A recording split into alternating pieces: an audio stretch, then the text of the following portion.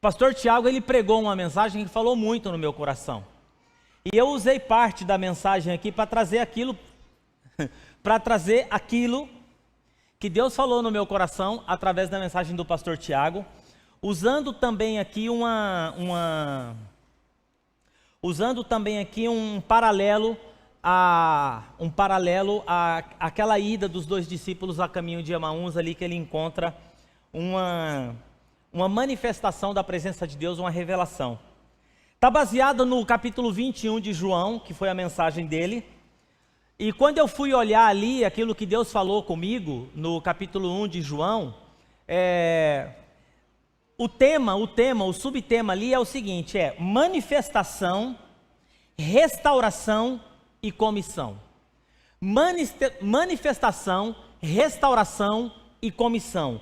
Cura para as nossas frustrações. É impressionante que quando nós temos as nossas frustrações da vida, as situações difíceis, né? Nós temos o quê? Nós acostumamos a virar as costas para Deus. Nós acostumamos tomar um outro caminho. Nós costumamos sair do lugar onde Deus nos colocou. Nós costumamos a tirar a nossa vida do propósito por conta própria. E Deus tem uma maneira toda especial de se manifestar a nós para nos trazer de volta para o caminho. Foi isso que Deus falou no meu coração. Então, o texto aqui está João capítulo 21, do 1 ao 14.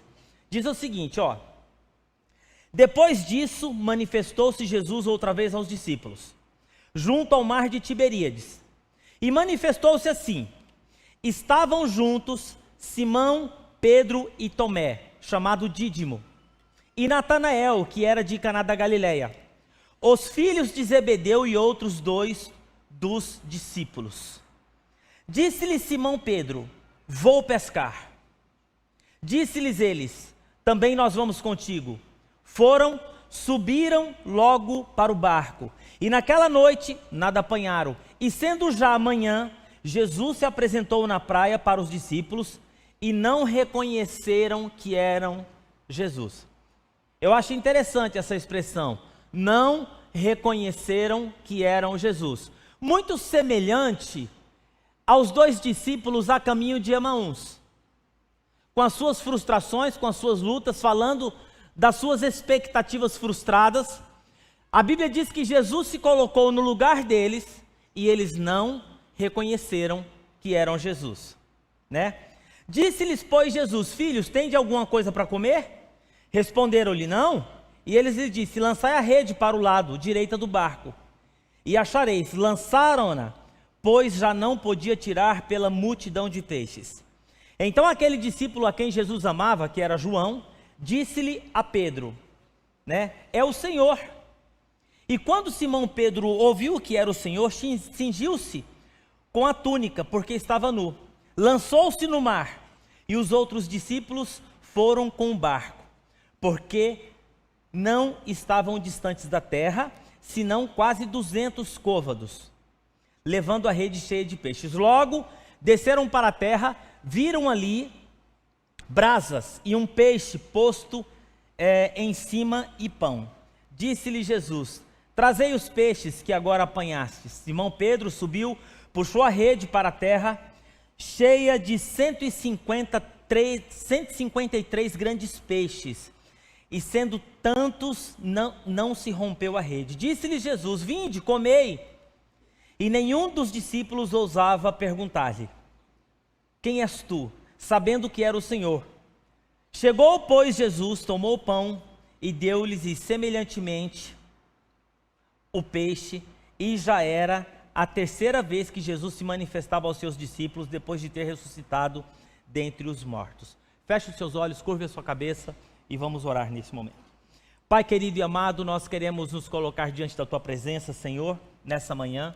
Pedimos que o Senhor venha a falar, ministrar aos nossos corações restauração, cura, renovo, pois eu creio que hoje de manhã é uma manhã de novos começos, de uma nova perspectiva, de um novo olhar, e eu creio que o Senhor pode trazer isso sobre a nossa vida.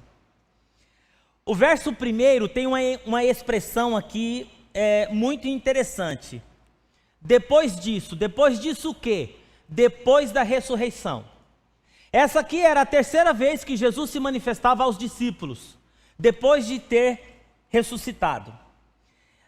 E aqui eu vou usar um termo que o pastor Tiago usou, como referência para você poder compreender qual é a palavra que define quando nós viramos as costas para os propósitos que Deus tem para nós. A palavra, ela não é muito legal. É uma palavra chamada apostasia. Geralmente, nós usamos essa palavra apostasia mais ou menos quando a pessoa diz assim, a pessoa apostatou da fé. A pessoa negou Deus, a pessoa virou as costas para Deus, a pessoa não está nem aí para Deus, a pessoa caiu no pecado, a pessoa virou uma giraia, né? Nós dizemos assim, a pessoa apostatou da fé. Mas a palavra de Deus, o termo apostasia, ela refere-se mesmo ao abandono da fé religiosa. E é uma transliteração da palavra grega, porque na palavra grega significa mesmo apostasia.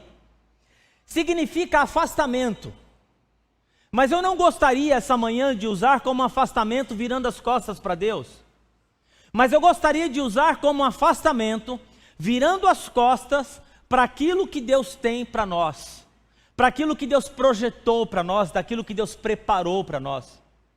Deus tem grandes promessas e muitos de nós não vamos alcançar aquilo que Deus preparou, porque nós nos afastamos do propósito. Nós não nos afastamos de Deus, mas nós nos afastamos dos propósitos de Deus. Porque Deus nunca se afasta de nós.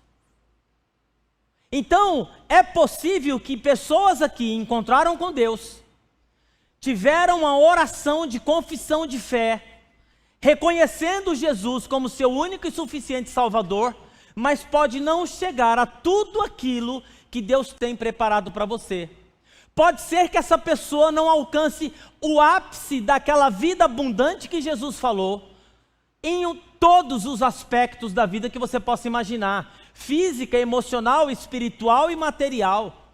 Pode ser, por quê? Porque nós nos afastamos, nós viramos as costas. Então a apostasia nesse sentido, né? Nós nos afastamos dos princípios e das promessas de Deus, né? Por alguns motivos, ou rebelião, ou, né? Na Bíblia, a apostasia é visto como um ato de desvio da fé em Deus e das doutrinas estabelecidas. Palavras como renegar alguma coisa, renunciar a algo, decisão de afastar-se totalmente, né? Está tudo relacionado a essa questão da apostasia. Também uma outra palavra que eu acho interessante é apostasia, voltar ao estágio anterior. É mais ou menos assim, nós não passamos de fase. Você sabe que esse termo de você regressar, você voltar, é muito comum na nossa vida. Por quê? Porque quando nós nos deparamos com o extraordinário de Deus, você não sabe o que vai acontecer. Por exemplo, a palavra de Deus a Abraão, sai da tua terra, da tua parentela, para uma terra que eu vou te mostrar. Tem mapa? Tem Waze? Com quem eu vou me encontrar? Como que vai ser a vida lá? Como vai ser a vida em Indaiatuba, doutorinha? Como que vai ser essa universidade? Como vai ser essa medicina? Quem são as pessoas? Com quem que eu vou me deparar na vida? Como que vai ser daqui para frente? E aí o que é que nós costumamos fazer? Eu vou voltar.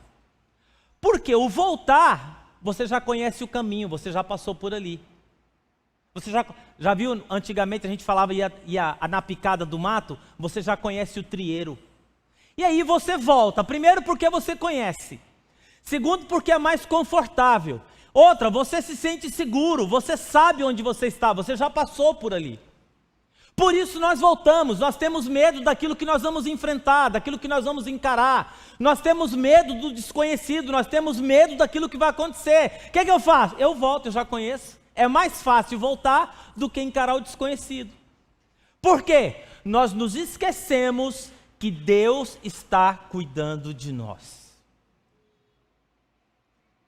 Então aqui tem uma frase muito importante, que é você colocar isso na sua cabeça nessa mensagem. É mais fácil contaminarmos pessoas com as nossas frustrações do que sermos encorajados por ela a não desistirmos. É mais fácil contaminarmos pessoas com as nossas frustrações do que sermos encorajados por elas a não desistirmos. Eu vou voltar a pescar. Estou frustrado, minha expectativa não é essa, não foi para isso que eu me engajei com esse Jesus, não foi para isso que eu me envolvi nesse mistério, não foi para isso que eu cheguei nessa igreja, não foi para isso, eu vou voltar. Sabe o que vai acontecer? Você vai encontrar um monte de gente e falar assim, é isso mesmo, cara, abandona mesmo. É isso mesmo, cara, Deus, sabe de uma coisa? Aí tem até aquelas profecias, profecias, para encorajar a sua frustração e a sua desistência. É isso mesmo, cara, você tem que ser feliz mesmo, é isso mesmo, você tem que fazer isso mesmo, é isso mesmo, larga, é isso mesmo, abandona, larga esse negócio aí, para que isso? Por que você está fazendo isso? Você vai encontrar um monte de gente que vai encorajar você a desistir, mas você não vai encontrar pessoas para falar assim, o que você está pensando em fazer? Desistir? Você não está enxergando isso direito, não é possível, porque você desistir, você voltar para o mesmo patamar que você estava, não vai provocar mudança na sua vida. Em outras palavras, Pedro, se você quer viver o que você nunca viveu, você faça o que você nunca fez. Ande por caminhos que você nunca andou. Faça o que você nunca fez, porque você está voltando a estar no estágio anterior, da frustração, porque aí... Porque você voltou, você vai ver um monte de gente caminhando, prosperando, fazendo diferente, tendo fé, tendo encorajamento, e você vai ficar no lago da frustração aqui falando o quê? Falando mal de quem prospera, falando mal de quem vai adiante, falando mal de quem trabalha, falando mal de quem dá certo, falando mal de quem vai todo dia cedo para a academia. O que você fala? Ah, fazer exercício tudo bem, mas isso é um exagero, né? Porque você não tem coragem de levantar o seu popozão do sofá para falar assim, eu vou fazer o que precisa ser feito. Aí você pega, olha pro cara, exagero, né? Culto ao corpo. Culto ao corpo. Jesus falou assim que a gente tem que cultuar somente ele. Então tá bom, cultua isso, a barriga de chope. Que daqui a pouco a sua mulher vai falar, tô em outra, malandro. Dormindo do lado da mulher com esse bafo de cachaça, soltando fumaça pelos buracos da cabeça, que você não é nenhum dragão para soltar. Ah, tô no anatomia, irmão, anatomia já fala, irmão, anatomia já fala. Se era pra gente soltar fumaça, a gente saía com um tubinho na cabeça, cara. Aí você fica com a sua boca escancarada, cheia de dente, aí sentado no sofá, soltando fumaça pelos buracos da cabeça, esperando a morte chegar, isso não vai rolar. Então, presta atenção que na sua vida é o seguinte, é mais fácil contaminarmos pessoas com as nossas frustrações do que encorajarmos por elas. Não se mova para longe do propósito que Deus te entregou. Fuja de gente frustrada. Fuja de gente amarga. Fuja de gente murmuradora. Deixa eu falar, irmão, você vai adoecer. Você vai adoecer. Estou perto da pessoa, a pessoa só murmura, reclama. Eu estou fazendo de tudo para ficar longe, porque isso não acrescenta absolutamente nada na minha vida. Aliás, isso me deixa enfermo. Porque já foi provado cientificamente o seguinte, que quando você está num ambiente ruim, você adoece. Porque nós somos seres indissociáveis, corpo e alma e espírito, isso não desconecta. Quando você recebe uma frustração, o seu corpo sente canseira, dor. Você anda doente, com muita dor, isso aí é espiritual. Nossa, pastor, espiritual. Pode olhar o seu estilo de vida, pode olhar com quem você anda se relacionando, pode olhar a sua rotina. Presta atenção se a sua rotina ela está alinhada com o tipo de pessoa que você quer se tornar. Tem amizades novas? Tem pessoas novas na sua vida? Ou há 50 anos, Pedro, Tiago e João, não entra mais ninguém? Você não está se abrindo para nada. E pior, Aí quando você fica Pedro, Tiago e João e mais ninguém durante 5, 10, 15, 20 anos, sabe o que acontece? Pedro, Tiago e João acabam vazando, a gente cansamos, encontramos coisa mais interessante na vida para a gente se relacionar. Então cuidado, você pode adoecer, murmuradora, vai adoecer. E aqui nós temos uma revelação graciosa de Jesus. Olha que interessante, irmãos. Jesus, ele sempre se antecipa. Talvez você esteja num estágio assim de frustração, desânimo, acha que foi abandonado pelos velhos amigos, os amigos não te ligam mais, você liga, você arruma novas amizades. Quantas pessoas entraram na sua vida nos últimos anos? Pessoas novas que você conheceu. Quantas pessoas novas entraram nos seus relacionamentos, na sua rotina? Quem foi que entrou aí? Cara, você conhecer pessoas novas é extraordinário. Domingo, sábado à tarde, eu estava conversando com o pastor Melvin, lá no shopping Iguatemi, juntamente com Cainã, filho do meu professor de saxofone, Ilquias. Se você não sabe, eu toco saxofone. Agora sabe. Sabe, agora você sabe. E aí eu encontrei aquele menino, cara, falando inglês fluente, traduzindo o pastor Melvin para mim, a gente conversando ali, eu descobri que o pastor Melvin tem 5 filhos, cara extraordinário, exponencial, um coração quebrantado, um homem humilde, foi criado na Ucrânia, veio para os Estados Unidos com os pais que eram missionários com 15 anos de idade. E ele estava contando a experiência que ele tem vivido na igreja ali do Nazareno Americana, que ele chegou numa igreja com pouquíssimas pessoas, uma dívida de quase $800 mil, e Deus foi movendo, uma pessoa inspiradora. Eu saí daquele lugar inspirado, saí daquele lugar motivado, um café. Às vezes é assim, Deus te encontra para um café e você sai dali. Então Jesus já estava na praia. A pergunta de Jesus aqui demonstra um profundo afeto de Jesus pelos seus discípulos e a plena manifestação da sua graça. O que vocês têm aí para comer? Como é que vocês estão? E aqui também nós temos uma ordem de Jesus nesse encontro.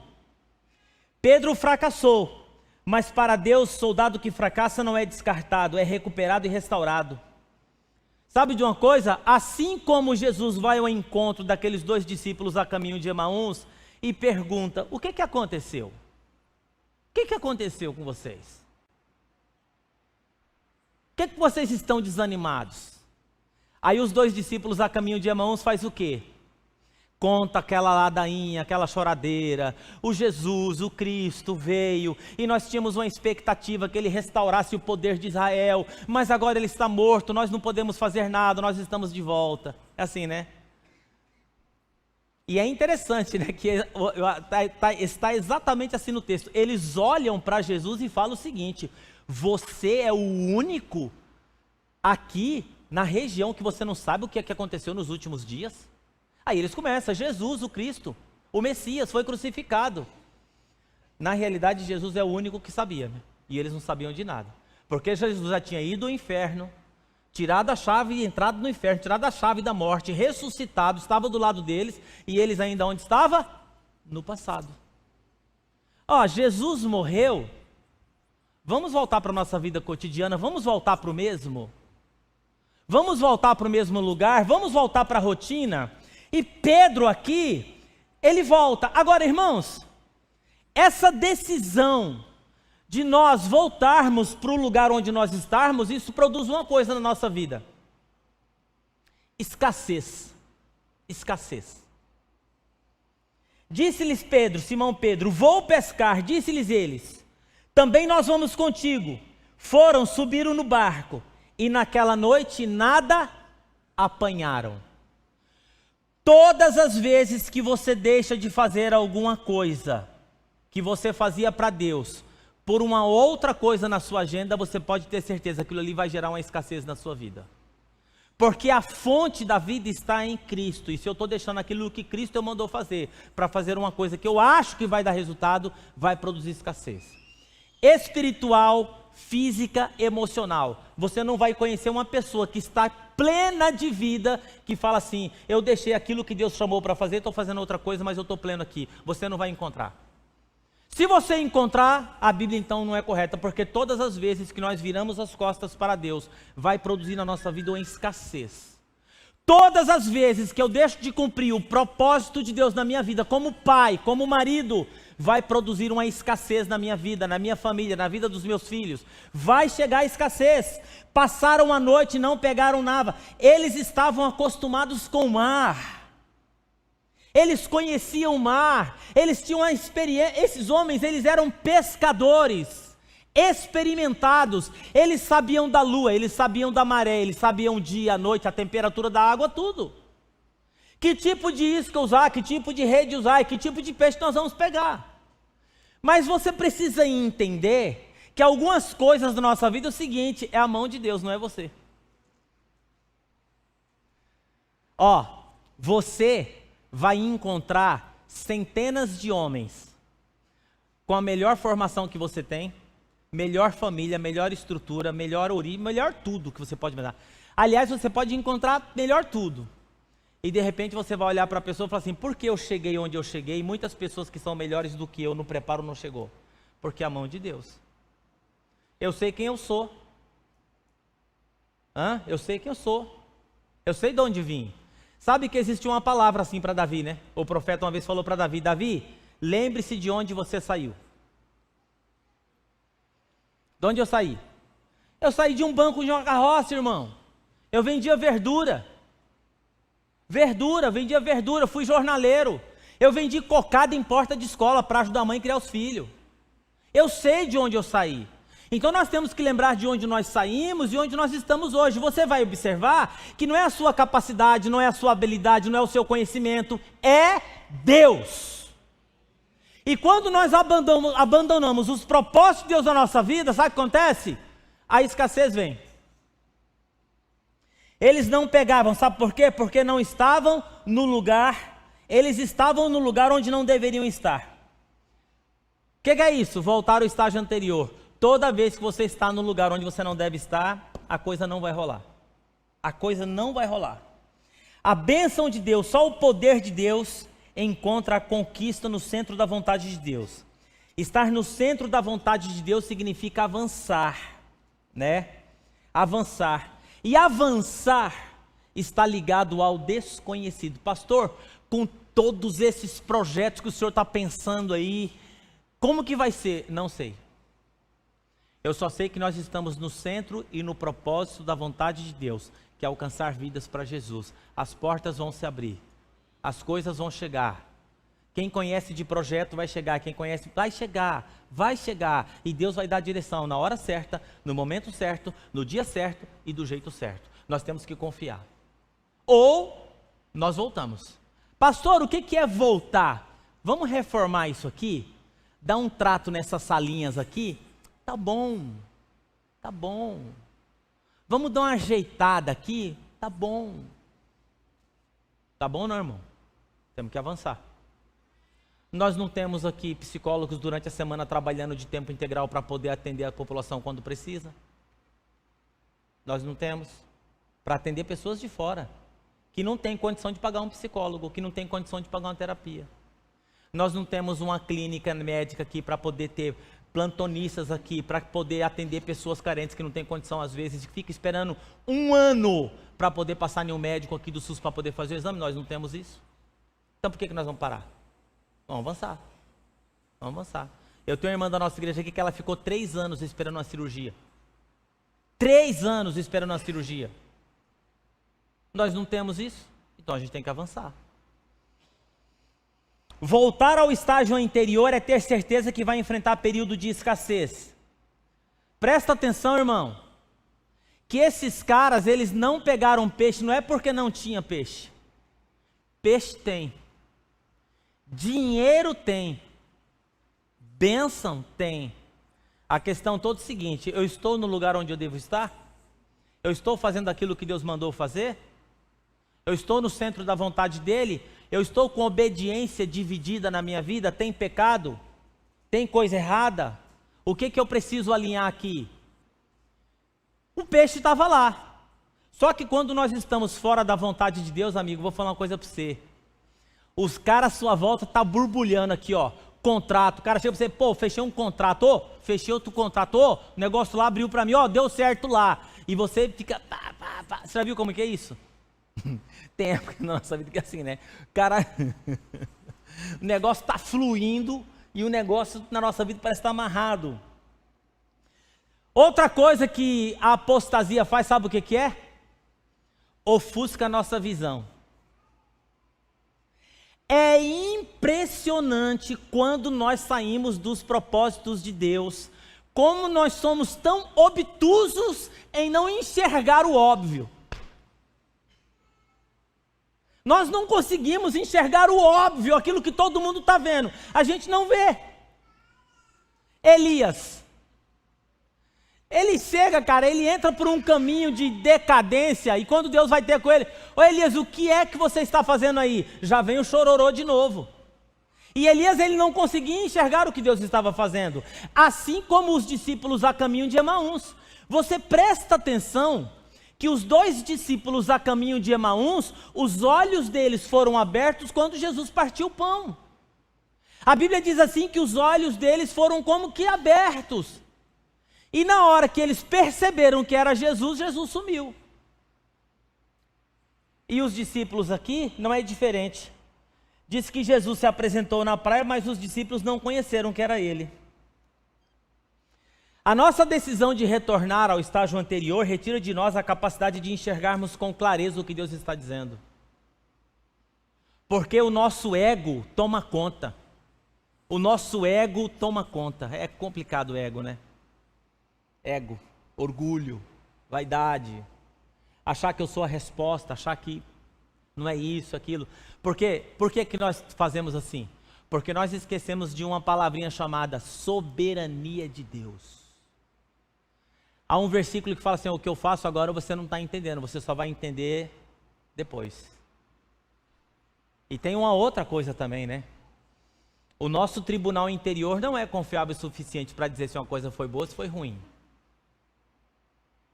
Existem coisas que acontecem na sua vida hoje que não dá para você saber. Foi bom ou foi ruim? O tempo vai dizer. O tempo vai dizer. Por isso que eu gosto muito dessa frase do pastor Jeremias Pereira.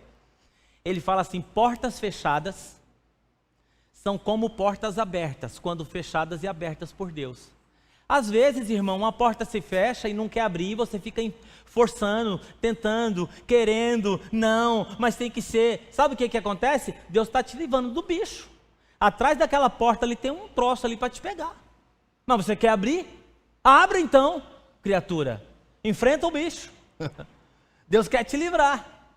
Por isso nós temos que estar no centro da vontade de Deus. E o que é estar no centro da vontade de Deus?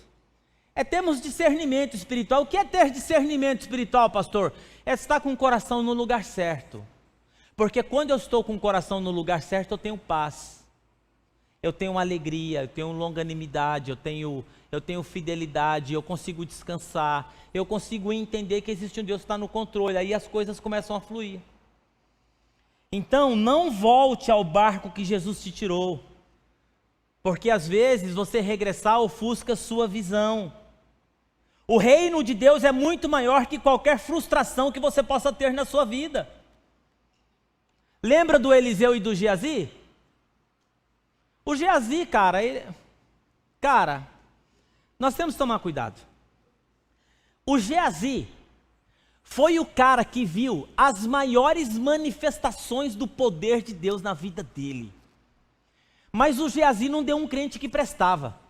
Porque o Geazi, ele tinha um dinheiro ligado no ouro, ligado na posição, ligado na prata. Ele tinha um coração que não estava voltado para aquilo ali. Porque quando o Naamã veio falar com Eliseu, quem que atendeu o Naamã? O Geazi. Quem é que esse Geazi atendeu? O comandante dos exércitos dos reis da Síria. Já imaginou? Ou quem chegou aí? O comandante dos exércitos dos reis da Síria. Não era qualquer um, não. Era um general. Era um herói de guerra. A Bíblia diz que através da vida de Naamã, Deus deu livramento para toda a Síria e o povo de Israel. Olha só. E quem é que vai conversar com o cara? O Geazi. E na hora que o Geazi vai conversar com o Naamã, o que o Geazi fala? O meu chefe falou para você ir tomar banho. Onde? No rio Jordão, vai lá tomar banho. Vai tomar banho. Cara perto do milagre. Mas o que Geazi fez? O Naamã trouxe ouro, prata, vestimentas, festivais, tudo que você possa imaginar de riqueza. Porque o Naamã achou que podia comprar a bênção. Porque gente rica é assim, acha que pode comprar a bênção. E aí o que aconteceu? O profeta Eliseu falou assim, eu não quero o seu dinheiro, vai embora. Mas o que o Geazi fez? Correu atrás de Naamã, mentiu, usou o nome do profeta Eliseu de forma errada, trouxe pessoas para a mentira dele, que não tinha nada a ver com a história, e pegou o ouro e a riqueza de Naamã para si. Quando volta para Eliseu, Eliseu pergunta para o Geazi, onde que você foi? O que ele responde para Eliseu? Teu servo não foi a lugar? Por quê? Porque quando ele começa a contar mentira para ele mesmo, ele mente para Naamã, ele mente para os amigos, agora ele volta e mente para quem? Para a sua autoridade espiritual. Por quê? Porque Geazi, ele começa a tratar o pecado de forma leviana. Ele começa a tratar o pecado de forma superficial. Ele começa a tratar o pecado, ele já não sente mais o temor do pecado. E o Eliseu fala, porventura o meu coração não foi com você quando você foi abordar Naamã? Agora a lepra de Naamã vai pegar em você. Então o cara, ele não deu um crente que prestava. A Bíblia diz que certa feita, Geazi estava junto com o profeta Eliseu. E o profeta Eliseu estava na cadeira. E quando Geazi sai para fora, disse assim que ele vê um grande exército vindo sobre Eliseu, de que ia destruir. Ele entra dentro da sala de Eliseu e fala assim, meu senhor, um grande exército vem para nos destruir. Eliseu faz uma oração, Senhor, abre os olhos do teu servo para que ele veja. Aí fala assim, sai lá fora e olha de novo. O Geazi sai lá fora, e o que ele vê? Exércitos, cavalos e seus cavaleiros de fogo, vindo por trás do exército. Que visão extraordinária. Mas o Geazi, ele tinha uma visão ofuscada, sabe por quê? Por causa das intenções do coração dele. Ele se afastou dos propósitos de Deus. E eu poderia sentar centenas de homens aqui que se afastou dos propósitos de Deus e tiveram sua visão ofuscada. Por exemplo, Saul.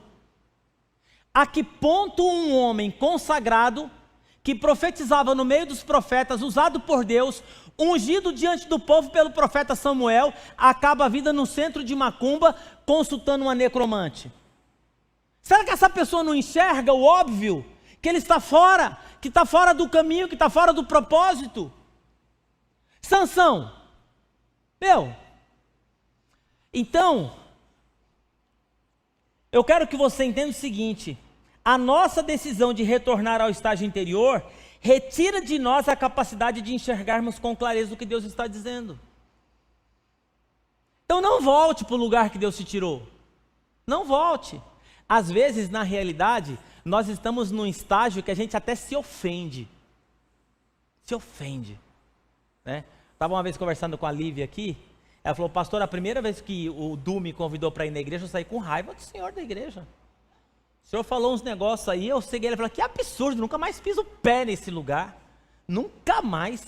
Que essas coisas que o senhor me falou não tem nada a ver, e não sei o que tem. Por quê? Porque espiritualmente a gente morto, a gente, né? Então o reino de Deus, ele é muito maior. Outra coisa, Jesus sempre está presente, mesmo em momentos de apostasia. E sendo já de manhã, Jesus se apresentou na praia. Eu quero dizer hoje de manhã para você que Deus não nos trata como nós merecemos. Assim como ele não tratou Sansão, assim como ele não tratou Saul, assim como ele não tratou Davi, assim como ele não tratou Geazi, assim como ele não tratou os discípulos a caminho de Emaús, e assim como ele não tratou Pedro, que o abandonou, negou, xingou, falou tudo quanto é coisa que você imaginava. Pedro era radical. Mas Jesus foi lá, e Jesus, ele é especialista nisso. Jesus, ele não chega colocando o dedo na cara, Jesus não chega jogando os seus pecados na sua frente, Jesus não chega para você e fala assim, ó, o negócio é o seguinte, Pedro, eu vou te perdoar, mas daqui para frente é o seguinte, filho, você tem que ler minha cartilha. Nada disso. Jesus, ele usa de extrema compaixão, né? E aí Deus não nos trata como merecemos, nos trata conforme necessitamos. Às vezes Deus não concorda com aquilo que nós tomamos de decisão, mas Deus, se existe uma palavra para definir Jesus, eu chamo assim, elegância. Ele sempre está ali, como estava do lado dos discípulos a caminho de Emaús. O amor dele não muda o seu respeito. Você pode até sentir que ele não está do seu lado, mas ele está.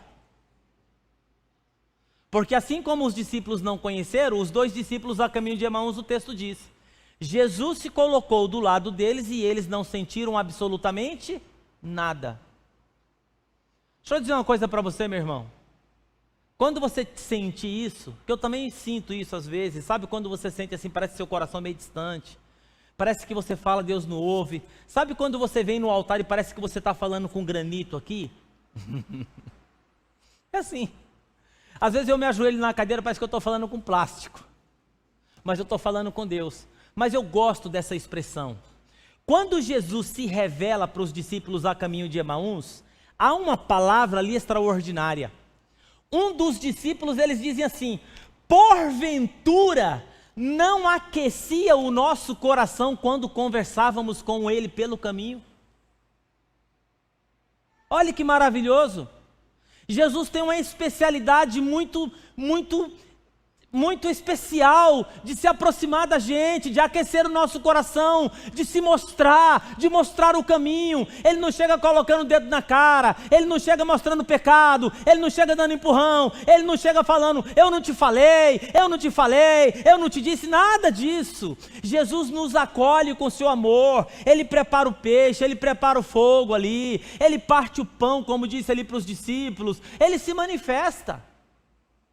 Jesus se manifesta para você hoje. Talvez você chegou aqui com o seu coração frio, com o seu coração distante, com o seu pensamento distante. E através dessa palavra, Jesus está falando para você, eu estou presente, filho, eu te amo. Eu estou contigo.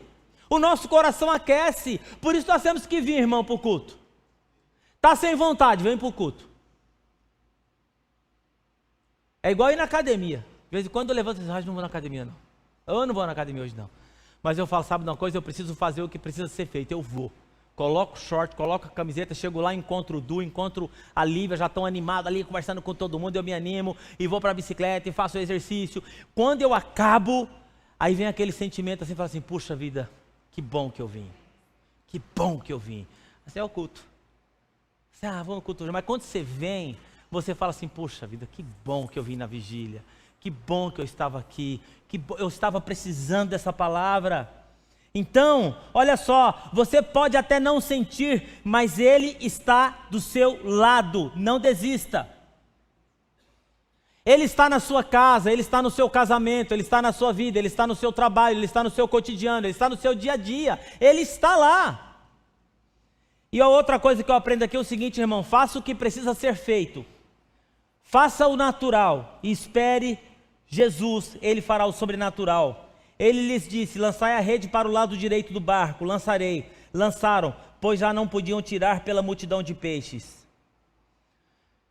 Deus nunca vai fazer a nossa parte. Quando ele chega para ressuscitar Lázaro, o que ele fala? Tirem a pedra. Tirem a pedra. Tira a pedra, irmão. Às vezes nós não gostamos de tirar a pedra, porque fede, né? Coisa morta. Mas aí quando os discípulos aí tiram a pedra, o que ele fala? Ele chama o morto para fora. Então a nossa parte é fazer o que Jesus manda. Toque na água, Moisés. Moisés toca na água. Atira a pedra, Davi. Casamento em Caná da Galileia, acabou o vinho, traz água. Encha as talhas de águas e traz aqui.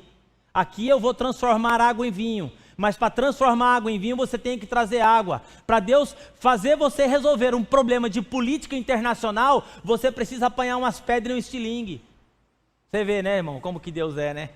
Você vê essa bagunça que está aí em faixa de Gaza, Israel, o mundo inteiro. Isso já aconteceu no passado. Jesus resolveu com uma pedrada. Uma pedrada, irmão. Com uma pedrada e um estilingue, cara. Resolve a parada. Os caras não conseguem resolver.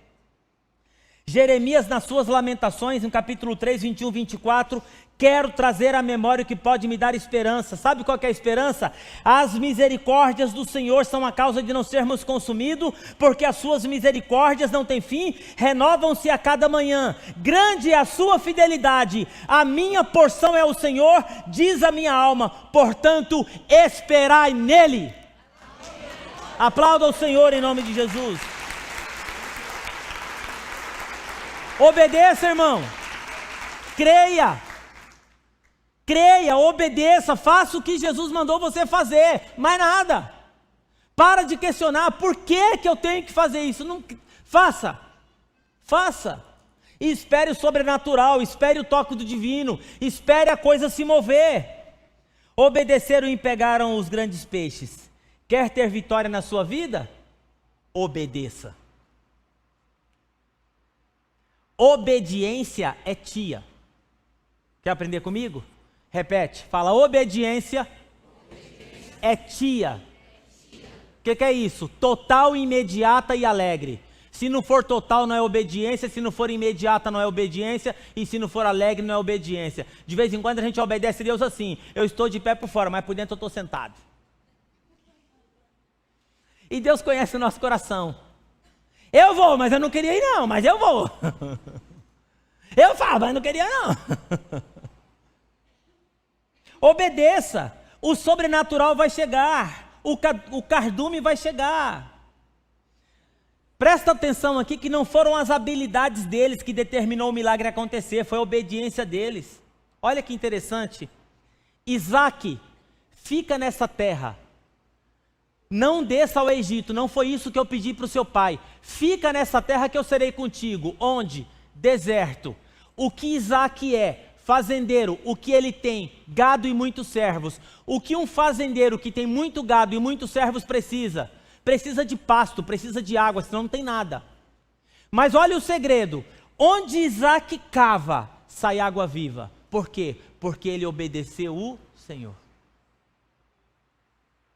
Abimeleque e os seus homens, olha a prosperidade na vida de Isaac e faz o quê? Vamos entulhar o poço. Entulha o poço. Isaac sai daquele lugar, vai para outro lugar. Ele cava, sai o quê? Água. Aí o povo vem e entulha o poço. Ele sai e cava outro poço, água. Porque, irmão, a bênção está onde Isaac está. No centro da vontade de Deus. Pode ser deserto, pode ser seca, pode ser o que for. Deus vai te sustentar se você estiver no centro da vontade dEle. Deus vai cuidar de você. Deus vai cuidar da sua família. Deus vai cuidar do seu futuro. Não negocie aquilo que Deus pediu a você em nome de Jesus. Não abra mão. Cuidado. E o agir de Deus torna grande aquilo que era pequeno. Os outros discípulos vêm agora para ajudar. Entraram no barco. Olha que interessante. Quando Jesus decide agir, o que antes tinha espaço suficiente porque tinha escassez, agora se torna apertado porque a mão de Deus está naquele lugar. Lembra do azeite da viúva? Eu tenho um restinho de azeite. Vai, pega vasilhas emprestadas na sua vizinhança, pega o resto de azeite e começa a deitar nas vasilhas. Cheia todas as vasilhas, o azeite parou de cessar. Ela volta para o profeta e fala o quê? O milagre aconteceu. O que ele faz? Vai, vende, paga a sua dívida e viva do resto. Porque quando Deus responde às nossas orações, Ele sempre traz mais do que o suficiente. E por último aqui, meu irmão, foi a transformação dos discípulos com esse encontro, foi extraordinário. Os encontros de Jesus com nós têm um propósito primordial, nos colocar de volta no caminho.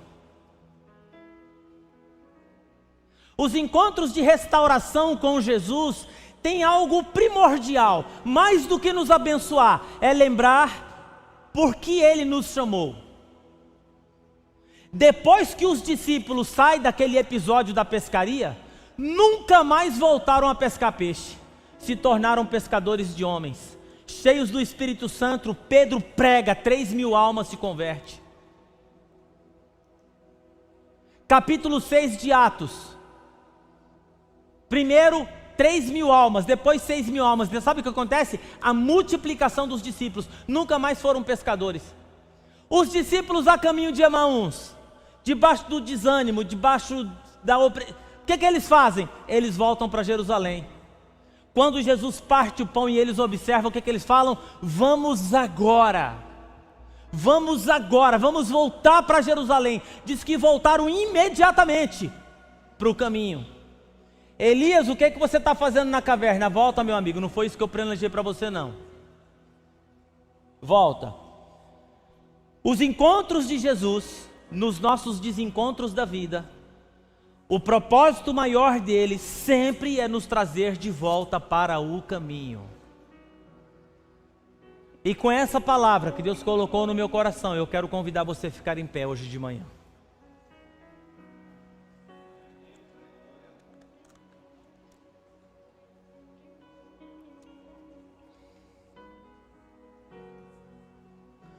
Eu tenho um apelo a fazer, e eu quero convidar você essa manhã a fechar os seus olhos e curvar a sua cabeça. Todos, por favor, feche os olhos. Feche os olhos. Feche os olhos, curve a sua cabeça. Eu gostaria hoje de fazer um apelo. Pastor, eu quero voltar para o caminho. Eu quero voltar para os propósitos de Deus na minha vida. Eu quero voltar a buscar a direção do eterno. Eu conheço a Jesus, eu entreguei minha vida dele, mas por algum motivo eu me distanciei de tudo aquilo que o Senhor tem para mim. E eu estou vivendo na minha vida escassez, mas eu quero viver abundância. Eu quero me reconectar, eu quero me batizar talvez, eu quero me reconciliar. Levante a sua mão, eu quero orar com você. Tem alguém essa manhã? Alguém? Dá um sinal com a sua mão, amém, amém. Tem mais alguém? Amém, amém. Tem mais alguém? Amém. Fique com a sua mãozinha levantada, por favor. Eu tenho ali 3 pessoas, 4 pessoas. Levante a sua mão. Essa mensagem hoje de manhã é uma mensagem de restauração, é uma mensagem de recomeço, é uma mensagem de renovação, é uma mensagem de reconexão com tudo aquilo que Deus tem preparado para nós. E meu apelo agora é um apelo de agenda. É um apelo de agenda. Você que precisa refazer, redefinir, realinhar a sua agenda com os propósitos do Senhor. Levante a sua mão, eu quero orar com você. Tem alguém aqui? Pastor, tem uma área na minha vida. Amém, amém, amém, amém, amém, amém. Talvez é amizade, talvez é lugar, talvez é, não sei o que é. Mas se você quiser colocar sua vida no altar essa manhã, saia do seu lugar e venha aqui em um encontro com Deus. Um encontro de transformação, um encontro de renovo, um encontro de realinhamento, um encontro de redefinição. Saia do seu lugar, pode vir, o altar está aberto. Senhor, eu estou aqui. Talvez você está vivendo em escassez e Jesus está a 90 metros de vocês na praia te esperando. Está te esperando ali. Fala assim, o que está acontecendo? O que aconteceu com você? Está tudo bem? Está tudo jóia? O que está acontecendo com você? Volta! Feche os seus olhos e vamos orar. Senhor Deus e Pai, quero colocar diante da Tua presença as nossas vidas essa manhã. Senhor, que nós possamos, ó Pai, estar conectados em tudo aquilo que o Senhor tem para nós. Quantas vezes, ó Pai, nós colocamos tantas outras prioridades, ó Pai, no lugar do Senhor na nossa vida. E às vezes nós queremos voltar para o caminho que o Senhor nos tirou. Que nós possamos ter um coração aqui aberto essa manhã, ó Pai, para falar, nós queremos avançar, nós queremos mais. Nós queremos nos reconectar, nós queremos, ó Pai, a Tua bênção, a Tua graça. Nós queremos a Tua mão sobre nós. Nós queremos o Teu direcionamento sobre nós. Nós queremos ter paz, porque nós sabemos que nós estamos no centro da Tua vontade. Abra os olhos essa manhã dos Teus filhos, ó Pai, aqueles que não conseguem ver, aqueles que não conseguem enxergar o óbvio, Pai, que a Tua revelação venha tirar as escamas, ó Pai, dos corações. O apóstolo Paulo fala, eu oro para que os olhos dos vossos corações sejam abertos, que os olhos do nosso coração sejam abertos essa manhã. nós oramos e engrandecemos o seu nome, em nome de Jesus. Aplauda ao Senhor em nome de Jesus.